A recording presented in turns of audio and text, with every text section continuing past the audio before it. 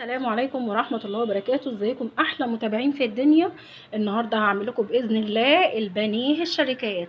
البانيه الشركات بنشتريه زي مثلا، مش عايزه اقول اسماء بقى لان ممنوع علينا ان احنا نقول اي اسماء، لكن انتوا طبعا عارفين اي قطع بانيه بنشتريها من بره من السوبر ماركت طبعا بتبقى شكلها عامل ازاي وما نعرفش محتوياتها ايه، والله اعلم هما بيعملوا ايه.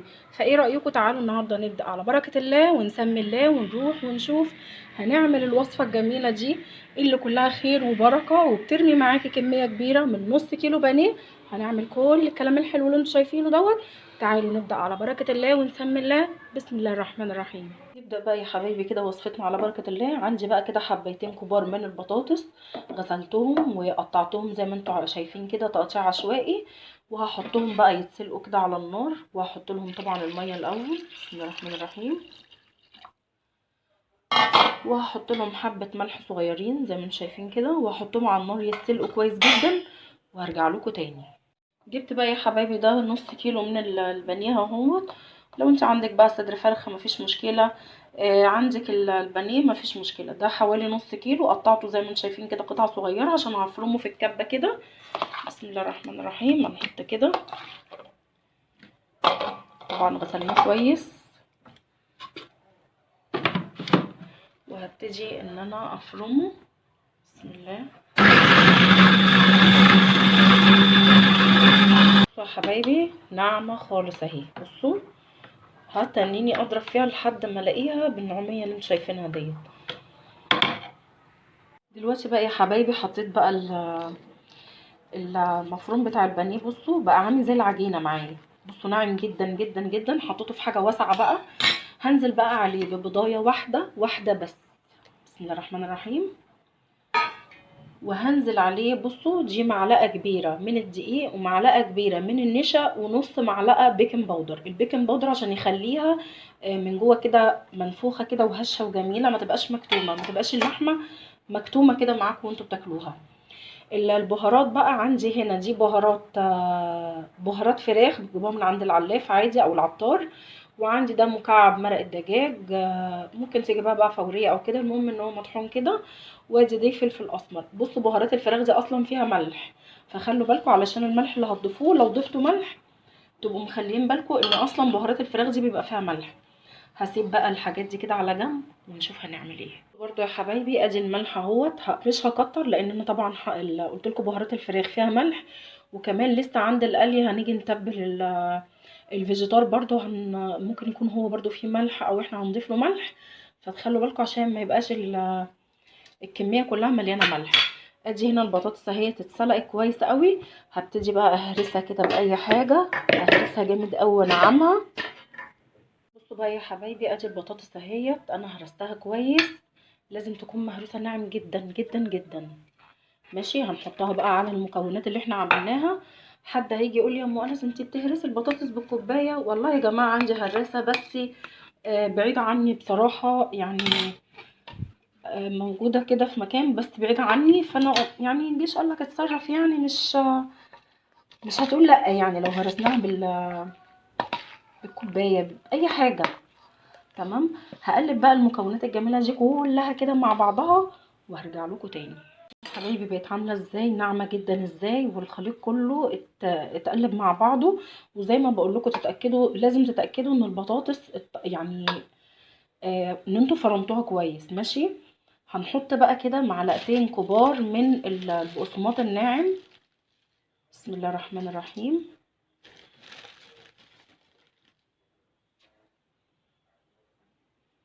وهرجع اقلبهم تاني وارجع لكم. بصوا بقى يا حبايبي هنا الكميه خلصت اهيت. جبت بقى اي صينيه عندك موجوده هتحطي فيها اكياس او شنط بالشكل دوت، تفرديهم كده فيها، وهنقوم حاطين حبه زيت كده، ونقوم دهنين كده الاكياس علشان لما نيجي نخرج البانيه بعد كده ما يبقاش لازق خالص. تمام. هنقوم عاملين الخطوه دي مهمه جدا، خدوا بالكم علشان تسهل عليكي ان البانيه يطلع بكل سهوله. اي كيس عندك او شنط بيضه يعني ما توقفيش نفسك على حاجه. بصوا بقى القطاعات ديت انا كنت شارياها من محل مستلزمات الحلويات، ممكن نستخدمها وهوريكم برضو ممكن نعمل منها اشكال ازاي. هنحط بقى هنا البانيه.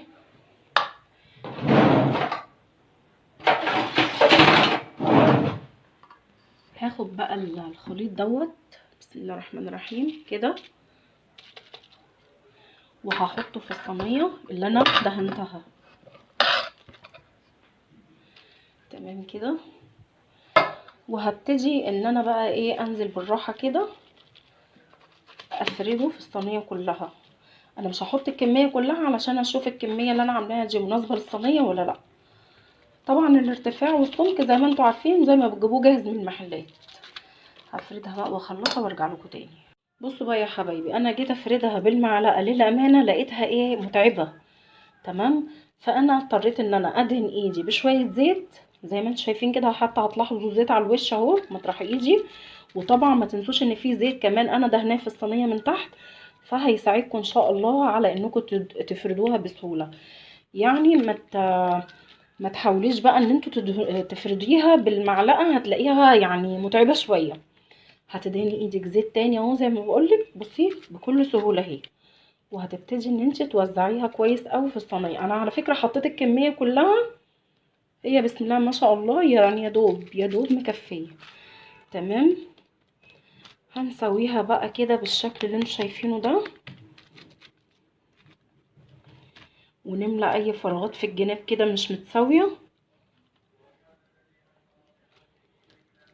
عايزينها نخليها زي المسطره كده قطعه واحده. بقى يا حبايبي هي بصوا بقت بالشكل اللي انتوا شايفينه دوت. انا سويتها وخليتها زي الفل زي ما انتوا شايفين كده.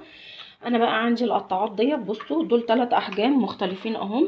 بصوا كبيره وسط صغيره خالص. انا مش هاخد الصغيره خالص، هخليها ممكن الوسط ديت. تمام. وبرده هعمل ايه، هعمل حاجه لذيذه قوي. ممكن اقسم الكميه ديت نصين كده. تمام. واقوم عامله ايه بقى، هقول لكم على حاجه. بصوا بقى يا حبايبي، انا جبت كيس او شنطه عاديه بلاستيك بيضه، ورحت قصاها عشان افردها بالمنظر دوت على الايه البانيه. ليه؟ علشان لما اجي اقطع بالسكينه ما ايه السكينه ما تمسكش فيه وتلزق وتبهدل لي الرسمه والدنيا. تمام. وهقوم عامله كده بحيث ان الكيس يلزق في البانيه. بصوا بقى انا هنا تاني همشي على الخط ده تاني. طبعا يعني ماشيه بس كده، يعني احنا بس كده كده ايه لحد بس ما تتجمد في الفريزر. النص دوت انا هقطعه ايه، بصوا بالطول كده. بسم الله كده تبقى شرايح بانيه صوابع. فاهميني؟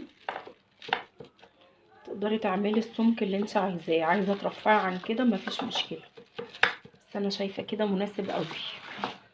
تمام. واجي من هنا برضو اكملها عشان لما اجي اخلعها بعد كده تسهل عليا في ايه في الخلع بتاعها. وهاجي هقوم برضو جايه من الوسط كده. بسم الله. بس كده بقت عندي اصابع البانيه ديت، بصوا بالسماكه والمنظر ده شكل. طب نيجي للشكل التاني. انا هجيب بقى ديت اهيت المربعات دي، بسم الله الرحمن الرحيم، واحاول انزل بيها كده اهي.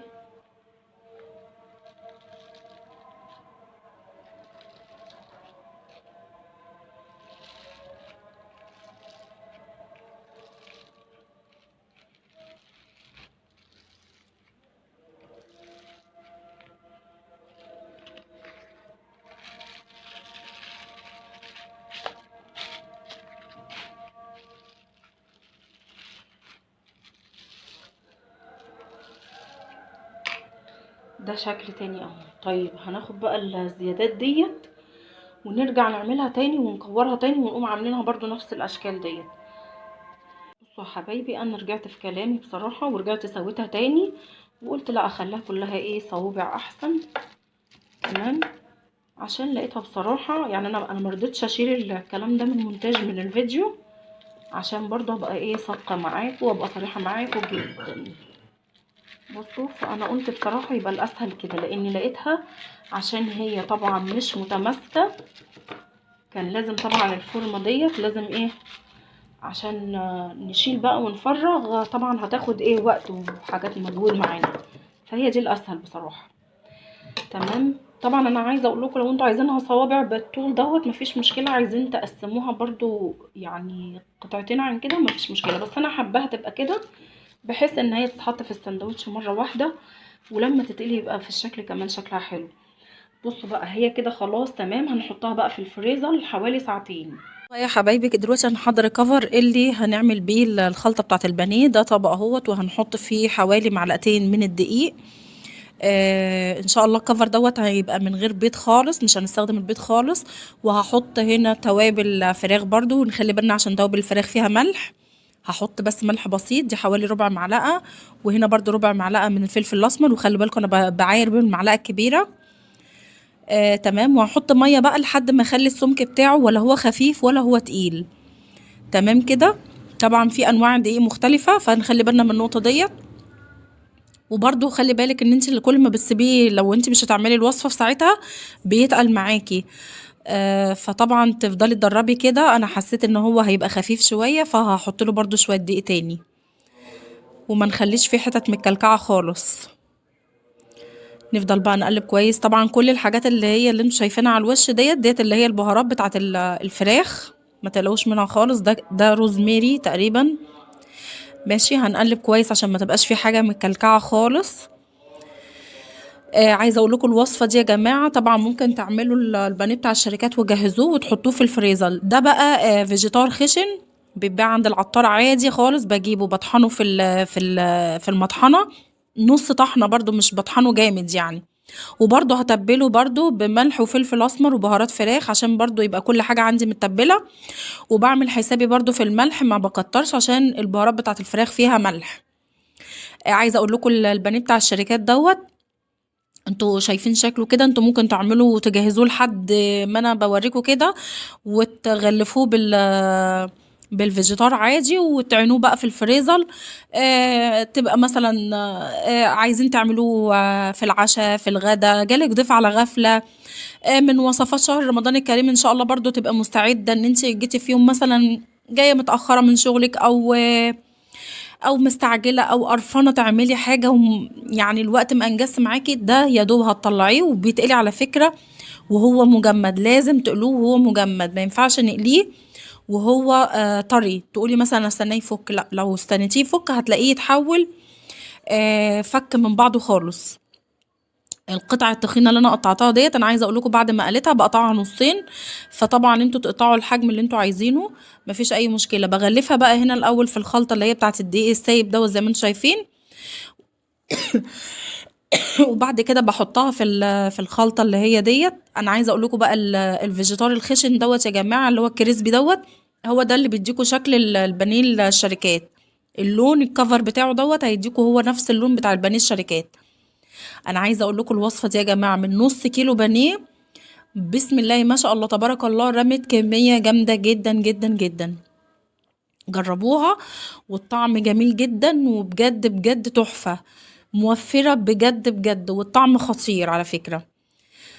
هنغلفهم بقى كلهم، وزي ما انا بقول لكم هو بعيد تاني وازيد في الكلام.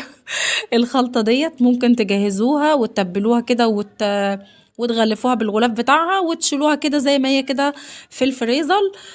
لاي بصوا دي الاكلات السريعه بقى، اللي هو هتطلعي وتقلي على طول جنبها بقى شويه مكرونه وسلطه، تعمليها سندوتشات براحتك خالص. حبيتي تخرجي وتعمليها برضو وجبه سريعه كده في سندوتشات لولادك وانت خارجه وتوفري، برضو حلوه جدا. هناخدها بقى زي ما هي كده متلجة زي ما انا ما قلت لكم، وهنقوم قلينها. وتخلوا بالكم بقى وانتوا بتقلوا كده لازم تفضلوا تقلبوا فيها طبعا، يعني خدت مثلا لون ذهبي من تحت تقلبي بقى. وعايزه اقول لكم بقى البيكنج باودر اللي احنا حطيناه يا جماعه بيخليها تنفش وبتبقى جميله مش مكتومه، وبتضاعف حجمها كمان. بسم الله ما شاء الله تبارك الله، بجد وصفة جميلة جميلة، وانا ندمت بصراحة ان انا ما عملتهاش من زمان. حلوة جدا بجد. يعني ديت الواحد يعملها تجيلك مثلا خروجه كده. بصوا بقى الكمية بسم الله ما شاء الله. دي كده انا قبل ما اعمل السندوتشات بسم الله تبارك الله ما شاء الله. بصوا جميلة جميلة جميلة، ورمت رمت رمت يعني. انا عايزة اقول لكم بقى، انا بعمل السندوتشات القطعة الكبيرة ديت يا جماعة انا قسمتها نصين، اما القطعة الرفيعة عادي بسيبها زي ما هي كده. عندي بقى هنا أنا الخلطة ديت الصوص دوت اللي انا عاملاه ده، طحينة على زبادي على كمون على ليمون على شوية زيت، وبقلب كله مع بعضه. بحط بقى كده في الفينو والخس بقى طبعا الجرنشة دي بقى بتاعتك انتي. تمام. وادي البانيه اهوت، وبعدين برضو بحط الكاتشب والخس. وجيت في الاخر خالص بعد ما خلصت السندوتشات رجعت حطيت من الطحينة على الزبادي دي برضو على الوش برضو اهي. بصوا شكلها باين ازاي. بسم الله ما شاء الله بقى. بصوا دول كمية سندوتشات ما شاء الله جميلة وكبيرة اهي وكتير. دول تقريبا بالبركة كده بسم الله ما شاء الله حوالي تقريبا 10 سندوتشات. وبصوا كمية البانيه اللي باقي كمان قد ايه. يعني ما شاء الله تبارك الله، يعني ألف هنا وشفا والله. والطعم تحفة وخرافة. ما تنسوش بقى يا حلوين لو الوصفة عجبتكم لايك وشير وسبسكرايب وكلمة حلوة في كومنت والسلام عليكم ورحمة الله وبركاته.